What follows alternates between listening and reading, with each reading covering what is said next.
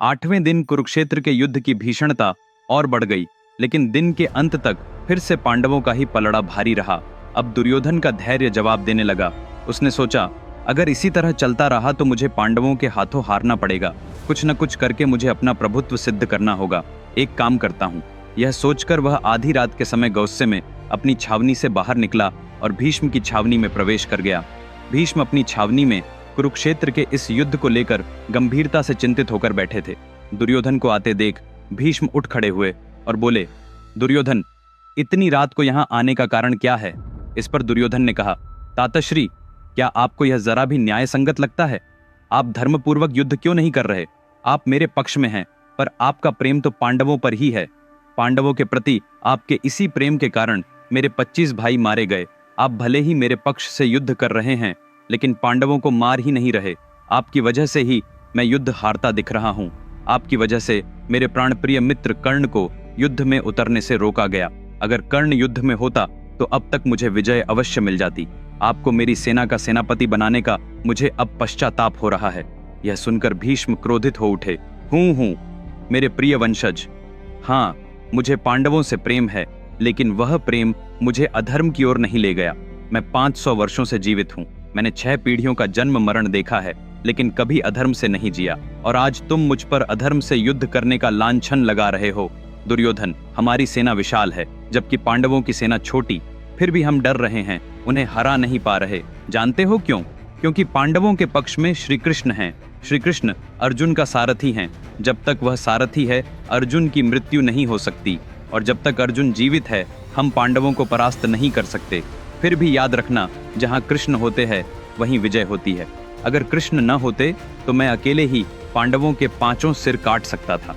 और फिर हम केवल बच्चों से नहीं लड़ रहे, हम वीरों के भी महावीरों से लड़ रहे हैं। खैर, तुमने मुझ पर आरोप लगाया है कि मैं सही ढंग से युद्ध नहीं कर रहा, तो बस अब कल से देखना। कल के युद्ध में तुम अपने परदादा भीष्म को नहीं, बल्कि प्रलय काल के रुद्र को देखोगे। इतना कहकर भीष्म वहां से तमतमाते हुए चले गए। दुर्योधन ने राहत की सांस ली। आखिरकार भीष्म को भड़का दिया। अब विजय मेरी ही होगी। और वह उसी संतोष में उस रात सो गया। 9वें दिन का युद्ध आरंभ हुआ। भीष्म ने युद्ध शुरू होते ही केवल 5 मिनट में 1000 लोगों का वध कर डाला। भीष्म को इस रूप में देखकर पांडवों में भय व्याप्त हो गया। सबने सोचा, अरे, ये आज इतने उग्र कैसे हो गए? उसी वक्त कौरवों की ओर से युद्ध कर रहे अलम्भुष नामक राक्षस ने एक कनिकट्टू नामक अस्त्र का प्रयोग किया, जिससे युद्ध भूमि की जमीन पर ही काले बादलों का ऐसा घोर अंधेरा छा गया कि पांडवों की सेना को अपने आसपास खड़े अपने ही सैनिक दिखाई देना बंद हो गए। अंधेरा होने से वे आपस में ही एक दूसरे पर वार करने लगे, जबकि राक्षसों को उस अंधेरे में सब कुछ साफ दिखाई दे रहा था। और इसी का फायदा उठाकर वे लगातार पांडवों के सैनिकों का संहार कर रहे थे। पांडवों के सैनिक एक एक करके धराशायी होते जा रहे थे। तभी वहां एक प्रचंड प्रकाश प्रकट हुआ, सूर्य से भी तेज रोशनी। वह सूर्यास्त्र था जिसे अभिमन्यु ने चलाया था। तुरंत अर्जुन ने वायु अस्त्र का प्रयोग किया, जिसकी भीषण हवा ने उन काले बादलों को तितर बितर कर दिया। फिर अर्जुन और अभिमन्यु पिता पुत्र दोनों ने मिलकर अलम्भुष की पूरी सेना को केवल 10 मिनट के भीतर ही खत्म कर दिया। पांडवों को लगा कि यह उनकी बड़ी विजय है, पर इतने में भीष्म ने 2 लाख पांडव सैनिकों का वध कर डाला। अब पांडव समझ गए कि इस तरह चलता रहा तो उनकी हार निश्चित है। तभी श्री कृष्ण अर्जुन का रथ भीष्म के रथ के ठीक सामने ले जाकर रोक देते हैं और कहते हैं, अर्जुन, अब समय आ गया है कि तुम अपने तातश्री भीष्म का अंत कर दो। दोस्तों, अभी एक बेहद दिलचस्प कहानी पढ़ी। क्या आप यकीन करेंगे कि यह एक आदमी की जिंदगी बदल देगी? क्या आप मानते हैं कि अपने बच्चों को वह कहानी पढ़कर ही वे जीवन के लिए आवश्यक मूल्य सीख जाएंगे? क्या आप मानते हैं कि जीवन में जो भी समस्या आ रही है या आ रही है, उसका समाधान सिर्फ एक कहानी पढ़ने से है? हाँ, यह संभव है। केवल मानव जाति के इतिहास में अब तक बताए गए सबसे महान महाकाव्य के साथ यह महाभारत है। ये कहानी किसी सुपरहिट फिल्म से 100 गुना बेहतर है। यह एक चुनौती है। विक्रमादित्य के शब्दों में लिखी गई महाभारत की पूरी कहानी अमेज़न और फटी 45 ऑनलाइन स्टोर्स पर पुस्तक और ई बुक दोनों रूपों में उपलब्ध है। यह किताब दुनिया भर में 54 भाषाओं में उपलब्ध है। इस वीडियो के नीचे डिस्क्रिप्शन में लिंक दिए गए हैं, तुरंत ऑर्डर करें, क्योंकि यह सिर्फ एक किताब नहीं है, यह वह पुस्तकालय है जिसकी आपको अपने जीवन के लिए आवश्यकता है। इसके बाद अर्जुन और भीष्म एक दूसरे की ओर देखते हैं और बाण चलाना शुरू कर देते हैं। भीष्म बिल्कुल सटीक निशाना साधकर अपने बाण छोड़ रहे हैं, जबकि अर्जुन जानबूझकर अपने बाणों को भीष्म की ओर सीधे न रखकर कभी थोड़ा बाएं तो कभी दाएं छोड़ रहे हैं। वजह यह थी कि अर्जुन को अपने परदादा के प्रति अपार प्रेम और आदर था। कृष्ण ने यह देखा, फिर भी अर्जुन को बार बार चेताया, अर्जुन तीर ठीक से चलाओ।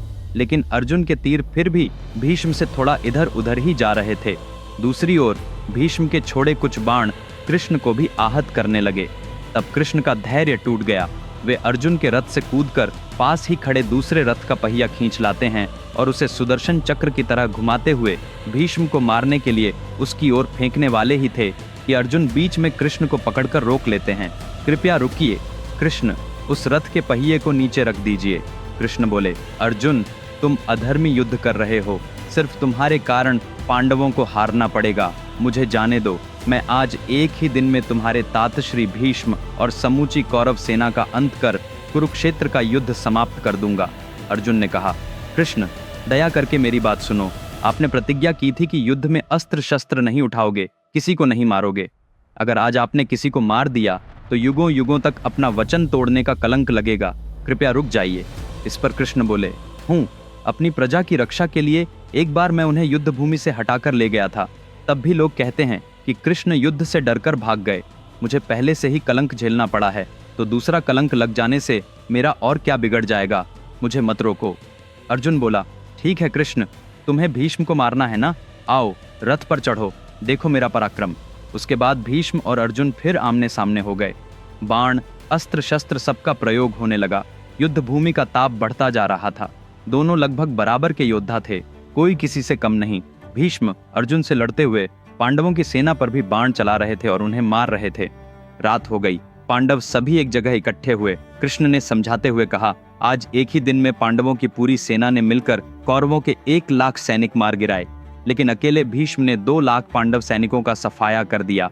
अगर ऐसा ही चलता रहा तो पांडवों की हार तय है। हमारे पास एक ही राह है, भीष्म का अंत। मगर भीष्म अमर हैं, उन्हें इच्छा मृत्यु का वरदान है।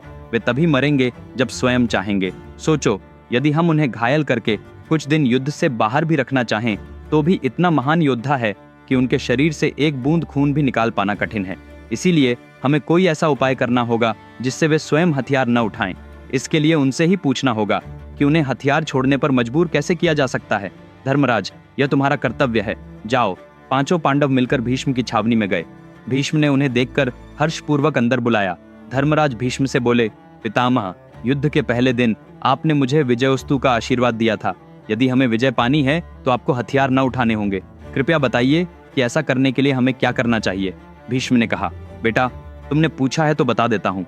मैंने प्रतिज्ञा की है कि यदि कोई स्त्री या वह योद्धा जो पहले स्त्री रहा हो और अब पुरुष बना हो मेरे सामने युद्ध भूमि में आ जाए तो मैं अपने शस्त्र डाल दूंगा। पांडवों ने भीष्म को धन्यवाद दिया और वहां से वापस लौट आए। युद्ध भूमि में स्त्रियों का प्रवेश संभव नहीं, तो फिर एकमात्र विकल्प है कोई ऐसा योद्धा जो पहले स्त्री था और अब पुरुष बन गया है। अब सब इसी बारे में सोचने लगे कि ऐसा कौन है। दोस्तों, अगले एपिसोड में कंटेंट एक अलग लेवल का होगा, इससे मत चूकिए। चलो अगले शनिवार उसी समय फिर मिलते हैं। मेरी महाभारत पुस्तक अभी ऑर्डर करें। इस वीडियो के नीचे विवरण में लिंक दिए गए हैं।